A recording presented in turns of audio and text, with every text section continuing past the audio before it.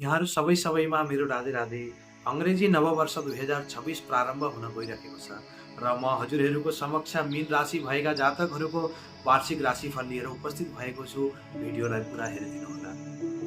मीन राशि भएका जातकहरूको पारिवारिक जीवन धेरै राम्रो रहनेछ र घरमा कहिलेकाहीँ कठिन परिस्थिति पनि आउँदै जाँदै गर्नेछ र घरको माहौल जो थियो त्योभन्दा अलिकति धेरै राम्रो हुने सम्भावना देखिएको छ।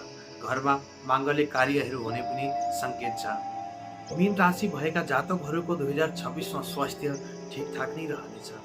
साढे सातीको प्रभावले गर्दाखेरि ग्यास, एसिडिटी, कब्ज, पेट सम्बन्धित रोग हुने सम्भावना छ।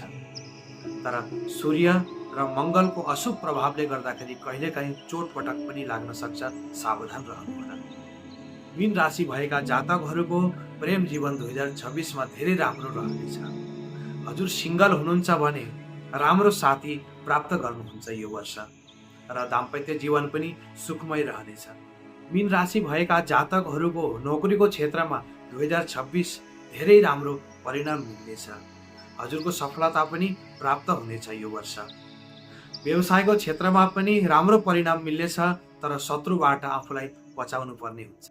मीन राशि भएका जातकहरूको 2026मा आर्थिक जीवन ठिकठाक नै रहनेछ, तर हजुरको लाभ भावमा शनि हुनाले गर्दाखेरि अनैतिक कार्यमा धन खर्च हुने सम्भावना देखिएको छ।